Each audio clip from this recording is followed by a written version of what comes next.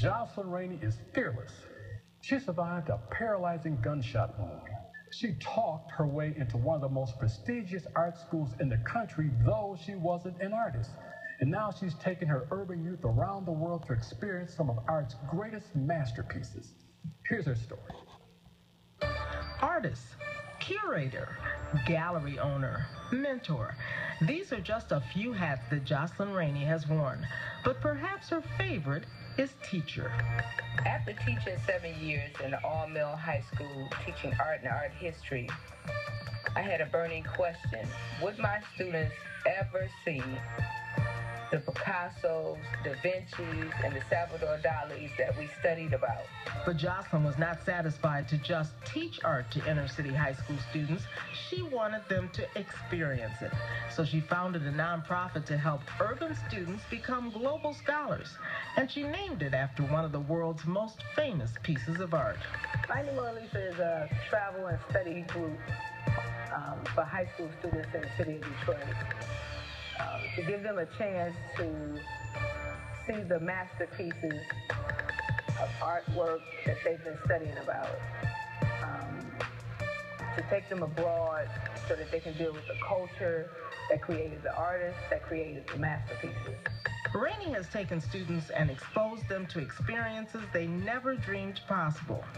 Seeing the Mona Lisa in person, riding up the elevator in the Eiffel Tower, and swimming in the Nile in Egypt. I was kind of like teared up, like watching them swim in the Nile, watching them ride camels near the pyramids, and it was just a really emotional time for me. It was really emotional to watch them, to understand that, which I hope they understood, that they came from kings and queens. Rainey sees the trips as a form of college prep. When they go into college, you're going to see all types of cultures, and you're going to deal with all types of religions, languages, and you're going to have some of those barriers, but you can't be disrespectful to people because they're different. A former lawn maintenance worker for the city of Detroit, Rainey's creative side was reawakened after her darkest hour. Through an incident that happened to me, I received a gunshot wound to the neck, and I was paralyzed for a year. Ironically, the last body part to lose the paralysis was her hand. I started to dream that I was painting at what I know now as an easel. And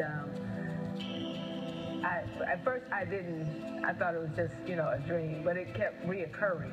Naively, but tenaciously, she tried to launch her art education at one of the nation's top schools. I heard about College of Creative Studies, and I went over there and I said, I'm supposed to be an artist. I'm supposed to be in this college, So, needless to say, I was turned down 4 times. Not only did she eventually get into CCS, she was mentored by an acclaimed local artist. I met a teacher named Gilda Snowden. I told her that I got into college, but I didn't know anything about art. And she took out extra time to teach me about supplies, teach me how to paint, teach me about the art community, about galleries, and she opened up a whole new world to me. Currently an administrator at Wayne County Community College, Rainey says painting is her stress reliever. Painting, for me, gives me peace, I get to think about a lot of things, and I think about all these colors, I think about the places I've been, everybody affects me when I paint. And Rainey is already planning and fundraising for the next trip with the students. They're going to China in 2015. When I think of teaching, I think that I am in charge of nurturing the future leaders of the free world. All I'm doing is planting the seed of success. But as a community and their family, we have to all nurture that seed so that they can grow. In just a